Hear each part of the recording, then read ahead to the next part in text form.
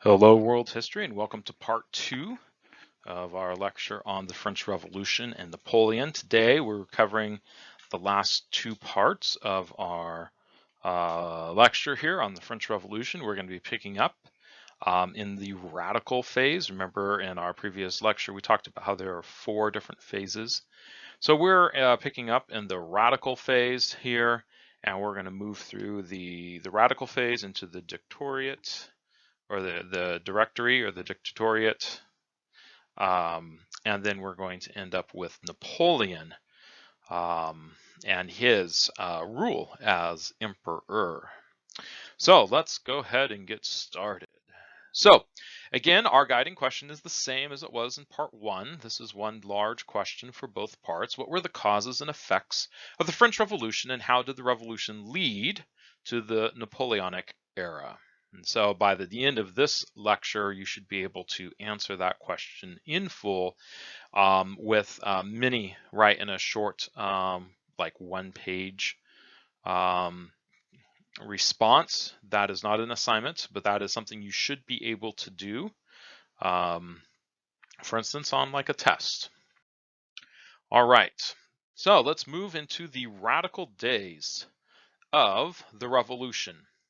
Here we have, just to introduce us to the radical days of the revolution, right? This is a little introduction to the core of our lecture. We have here Marie Antoinette.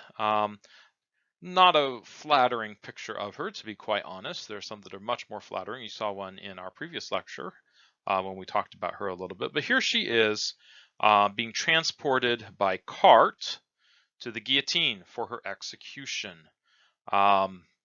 And so really what we're talking about here in the radical days of the revolution are two things, which we're going to talk about a little bit more.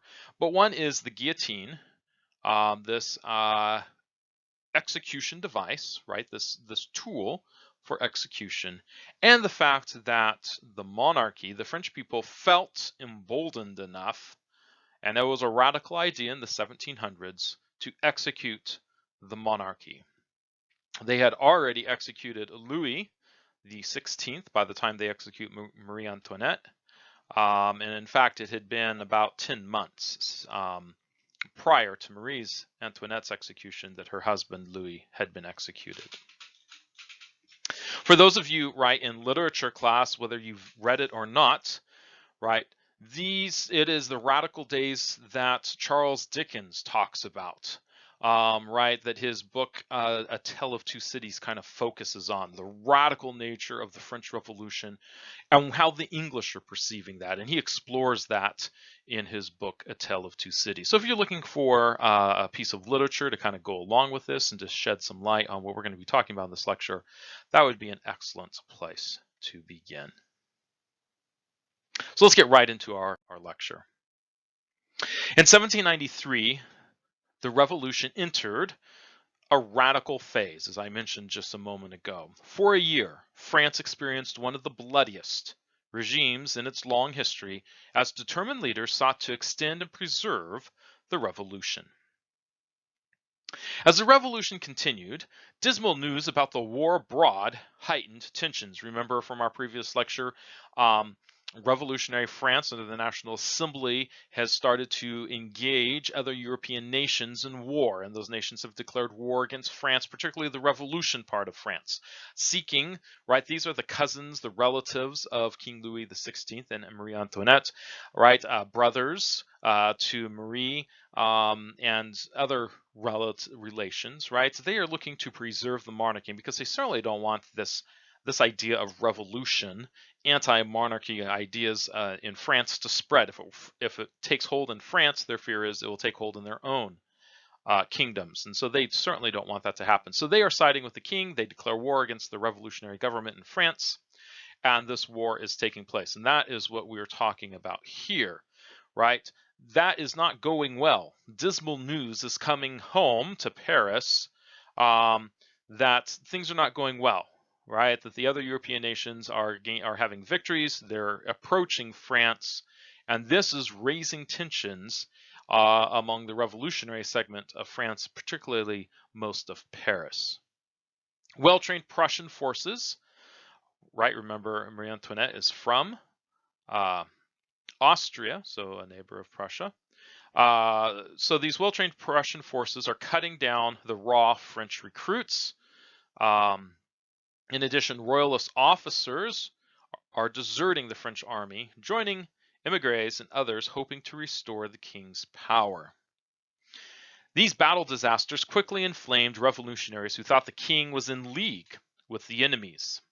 On August 10, 1792, a crowd of Parisians stormed the royal palace of Toulouse and slaughtered the king's guards. The royal family fled to the Legislative Assembly, escaping before the mob arrived.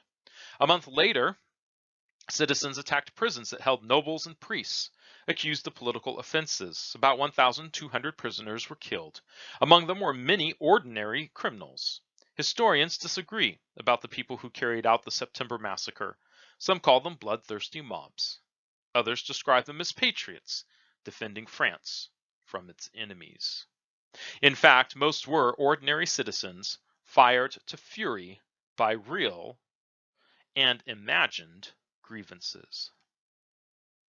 Backed by Paris crowds, radicals then took control of the assembly. Radicals called for the election of a new legislative body called the National Convention. Right, so we have had the National Assembly, we have had, and now we have the National Convention. Suffrage, that is the right to vote, was to be extended to all male citizens, not just property owners. The convention that met in September 1792 was a more radical body than earlier assemblies. It voted to abolish the monarchy, that's a radical idea, and establish a republic, the French Republic. Deputies then drew up a new constitution for France. The Jacobins, who controlled the convention, set out to erase all traces of the old order. They seized lands of nobles and abolished titles of nobility. During the early months of the Republic, the convention also put Louis XVI on trial as a traitor to France. The king was convicted by a single vote and sentenced to death. Notice this was a single vote even in the most radical of the governments, of the assemblies so far in France. Still just one vote. So this was a huge, radical, unthinkable thing to do, to try a king for treason against France. And one of the reasons why this is very unthinkable is because in the 17th century mind, there was no difference between France and the monarch, or any kingdom and its monarch. They are the same. They are one and the same. So you can't be a traitor to yourself, was the thinking and the logic. So this is a big, big deal. So they've sentenced Louis XVI to death. On a foggy morning in January 1793, Louis mounted a scaffold in a public square in Paris. He started to speak. Quote, "Frenchmen, I die innocent. I pardon the authors of my death. I pray God that the blood about to be spilt will never fall upon the head of France."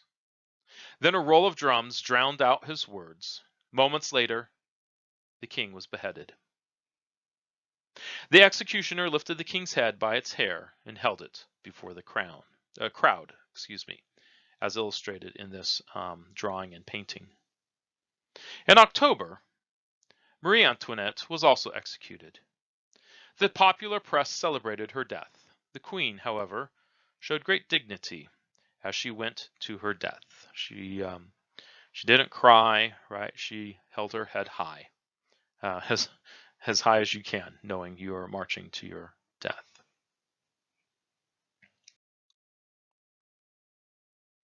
By early 1793, danger threatened France on all sides. The country was at war with much of Europe, including Britain, the Netherlands, Spain, and Prussia. In the Vendée region of France, royalists and priests led peasants in rebellion against the government. In Paris, the sans-culottes demanded relief from food shortages and inflation. The convention itself was bitterly divided between Jacobins and a rival group, the Girondins. To deal with the threats to France, the convention created the Committee of Public Safety. The 12-member committee had almost absolute power. At its as it battled to save the revolution. The committee prepared France for all-out war, issuing a levée en masse, or mass levée or tax, that required all citizens to contribute to the war effort. In addition, the 12 members of the committee were in charge of trials and executions. Spurred by revolutionary fervor, French recruits marched off to defend the Republic. Young officers developed effective new tactics to win battles with masses of ill-trained but patriotic forces. Soon, French armies overran the Netherlands. They later invaded Italy. At home, they crushed peasant revolts. European monarchs shuddered as the revolutionaries carried freedom fervor into conquered lands. At home, the government battled counter-revolutionaries under the guiding hand of Maximilien Robespierre. Robespierre, a shrewd lawyer and politician, quickly rose to the leadership of the Committee of Public Safety. Among Jacobins, his selfless dedication to the revolution earned him the nickname the Incorruptible. The enemies of Robespierre called him a tyrant. Robespierre had embraced Rousseau's idea of the general will as the source of legitimate law. He promoted religious toleration and wanted to abolish slavery. Though cold and humorless, he was popular with the sans-culottes, who hated the old regime as much as he did. He believed that France could achieve a republic of virtue only through the use of terror, which he coolly defined as nothing more than prompt, severe, inflexible justice. Liberty cannot be secured, Robespierre cried, unless criminals lose their heads. Robespierre was one of the chief architects of the Reign of Terror, which lasted from September 1793 to July 1794. Revolutionary courts conducted hasty trials. Spectators greeted death sentences with cries of "Hail the Republic!" or "Death to the traitors!" In a speech given on February 5, 1794, Robespierre explained why the terror was necessary to achieve the goals of the revolution. Quote, "It is necessary to stifle the domestic and foreign enemies of the Republic, or perish with them. The first maxim of our politics ought to be to lead the people by means of reason and the enemies of the people by terror. If the basis of popular government in time of peace is virtue, the basis of popular government in time of revolution is both virtue and terror." Suspect were those who resisted the revolution. About 300,000 were arrested during the Reign of Terror. 17,000 were executed. Many were victims of mistaken identity or were falsely accused by their neighbors. Many more were packed into hideous prisons, where deaths from disease were common. The engine of the terror was the guillotine. Its fast-falling blade extinguished life instantaneously. A member of the legislature, Dr. Joseph Guillotin, had introduced it as a more humane method of beheading than the uncertain axe. But the guillotine quickly became a symbol of horror. Within a year, the terror consumed those who initiated it. Weary of bloodshed and fearing for their own lives, members of the convention turned on the Committee of Public Safety.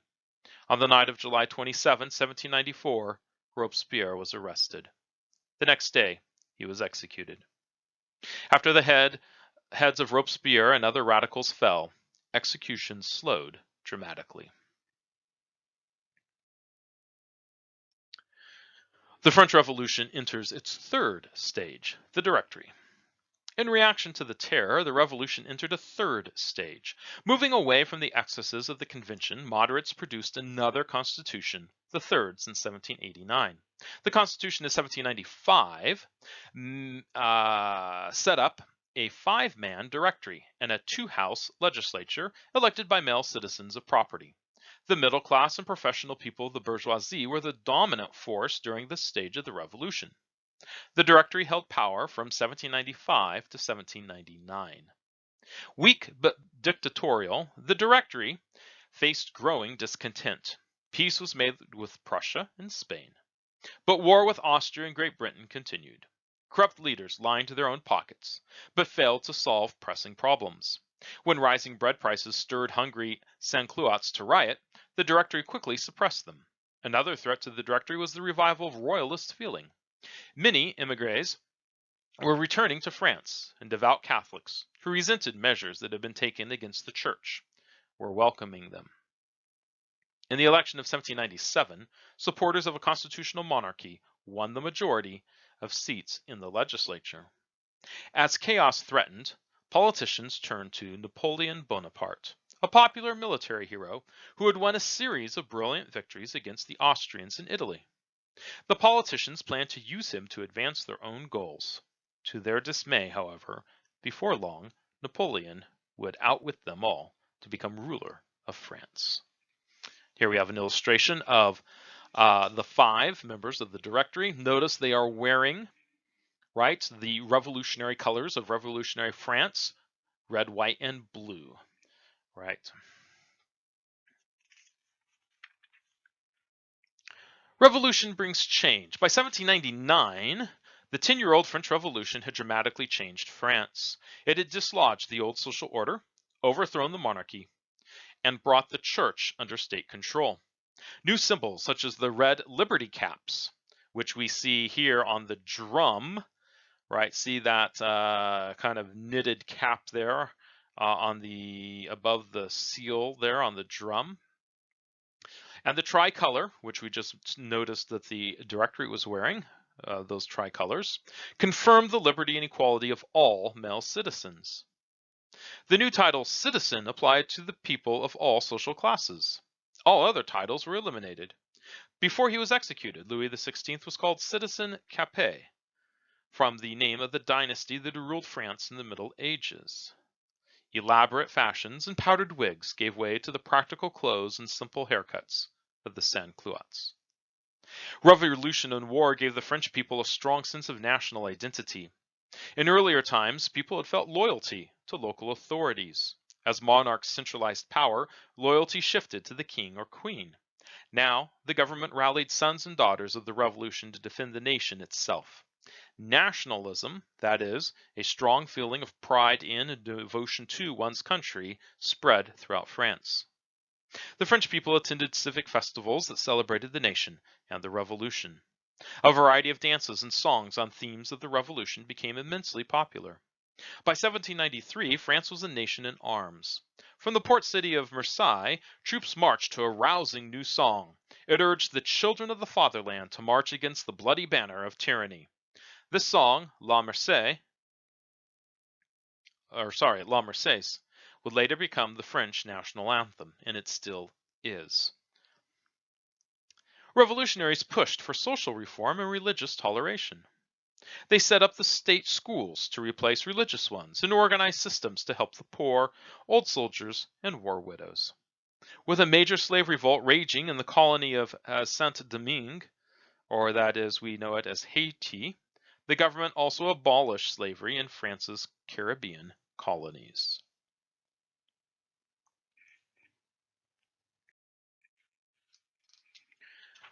The Age of Napoleon. Here we have 2 paintings of Napoleon. One, an unfinished portrait by Jacques-Louis David, a man who painted a lot of portraits of Napoleon, one of the official portraitists of Napoleon.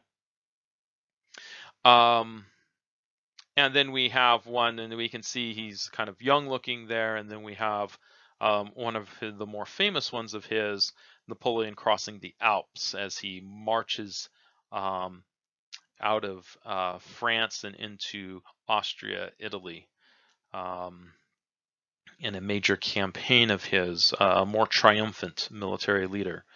Not to say that the unfinished one wouldn't be a great portrait, but notice it's more of an interior one, and the one on horseback is action-packed. From 1799 to 1815, Napoleon Bonaparte would dominate France and Europe. A hero to some, an evil force to others, he gave his name to the final phase of the revolution, the Age of Napoleon. Napoleon was born in Corsica, a French-ruled island in the Mediterranean. At age 9, he was sent to France to be trained for a military career. When the revolution broke out, he was an ambitious 20-year-old lieutenant, eager to make a whole name for himself. Napoleon favored the Jacobins and Republican rule. However, he found the conflicting ideas and personalities of the French Revolution confusing. He wrote to his brother in 1793, "Since one must take sides, one might as well choose the side that is victorious, the side which devastates, loots, and burns. Considering the alternative, it is better to eat than to be eaten." And I think that quote says a lot. It gives us a good glimpse into Napoleon's mind. During the turmoil of the Revolution, Napoleon rose quickly in the army. In December of 1793, he drove British forces out of the French port of Toulon. He then went on to win several dazzling victories against the Austrians, capturing most of northern Italy and forcing the Habsburg Emperor to make peace. Hoping to disrupt British trade with India, he led an expedition to Egypt in 1798. The Egyptian campaign proved to be a disaster, however, but Napoleon managed to hide stories of the worst losses from his admirers in France. He did so by establishing a network of spies and censoring the press. Success fueled Napoleon's ambition. By 1799, he moved from victorious general to political leader. That year, he helped overthrow the weak Directory and set up a three-man governing board known as the Consulate. Another constitution was drawn up, but Napoleon soon took the title First Consul. In 1802, he had himself named consul for life. I just want to point out that this should sound very familiar to someone by the name of Augustus the First of Rome, right? So that transition in Rome from republic to empire and emperor. 2 years later, Napoleon had acquired enough power to assume the title Emperor of the French. He invited the Pope to preside over his coronation in Paris. During the ceremony, however, Napoleon took the crown from the Pope's hand and placed it on his own head. By this action, Napoleon meant to show that he owed his throne to no one but himself.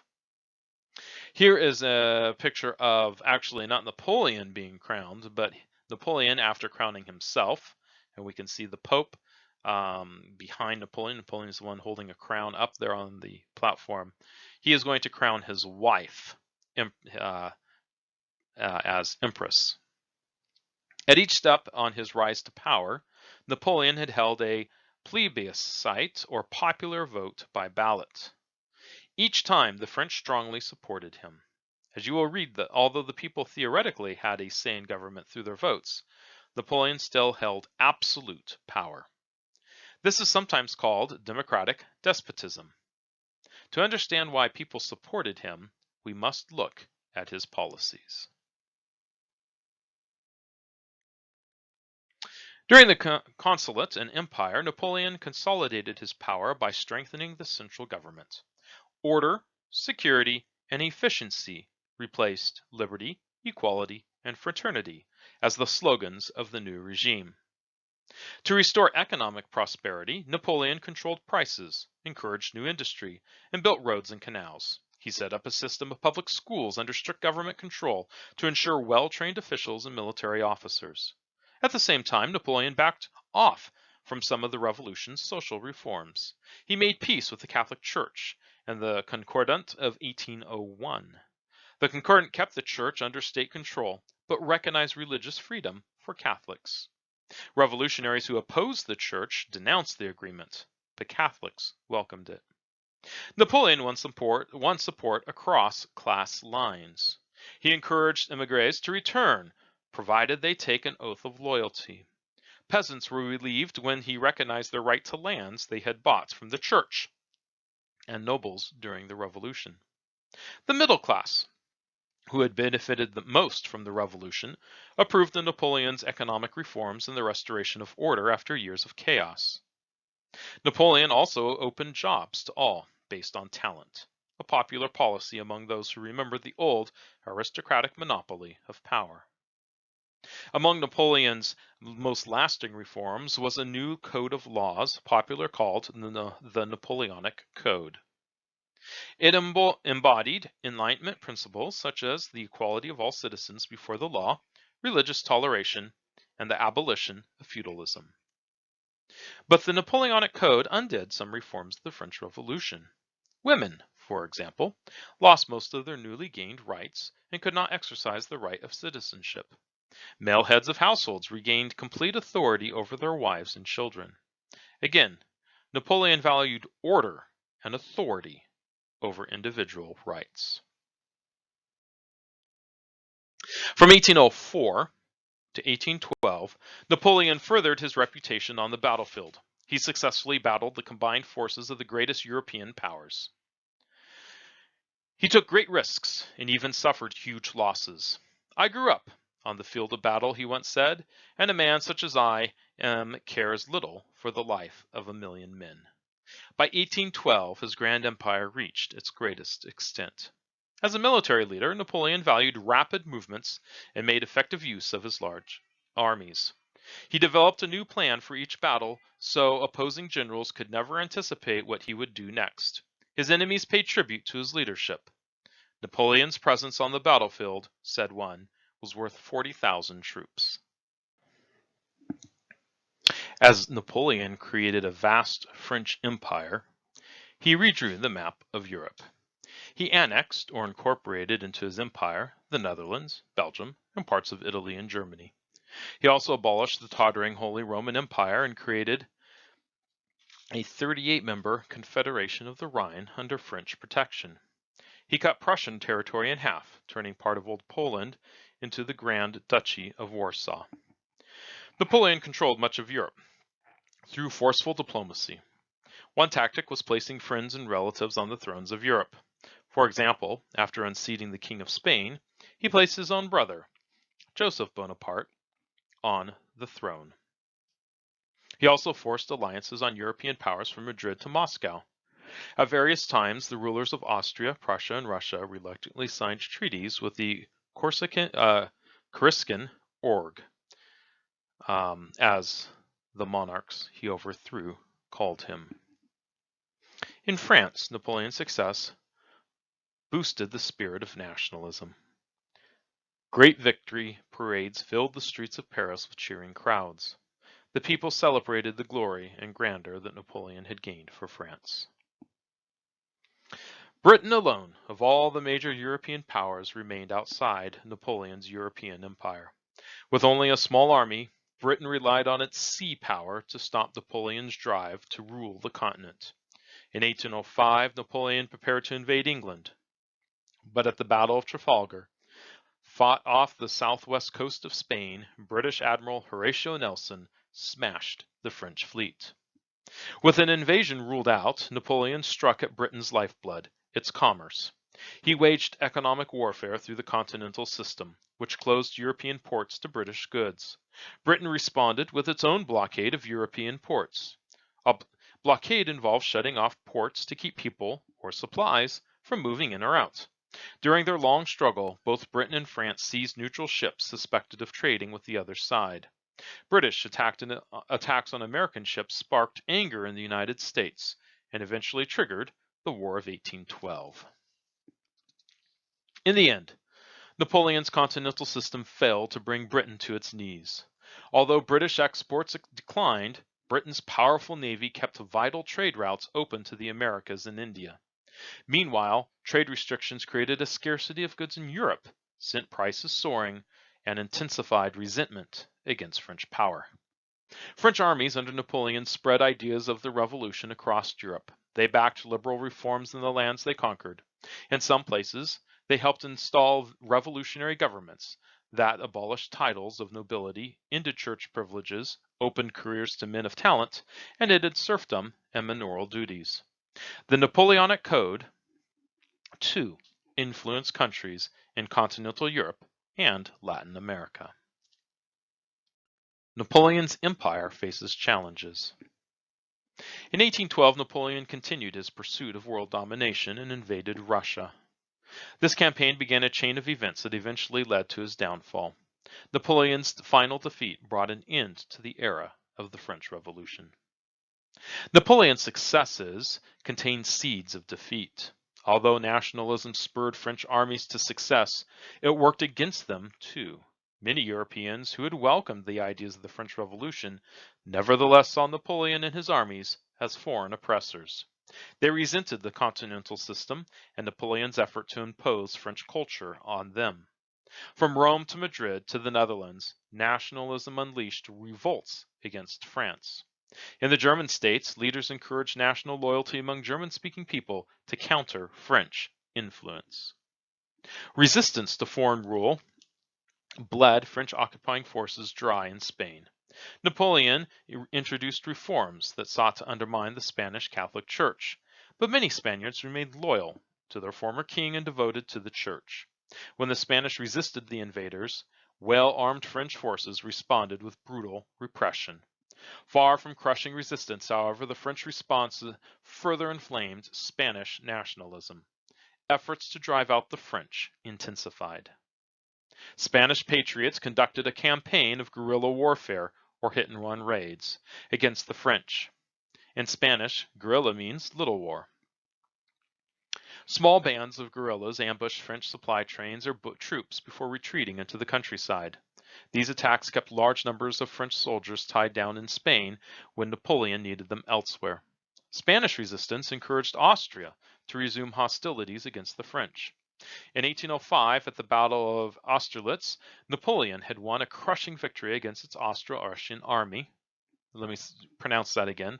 Against an Austro-Russian army, that is, an Austrian and Russian combined army, of superior numbers. Now, in 1809, the Austrians sought revenge. But once again, Napoleon triumphed, this time at the Battle of Wagram. By the peace agreement that followed, Austria surrendered lands populated by more than 3 million subjects. Tsar Alexander I of Russia was once an ally of Napoleon.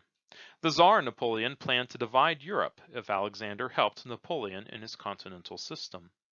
Many countries objected to this system, and Russia became unhappy with the economic effects of the system as well.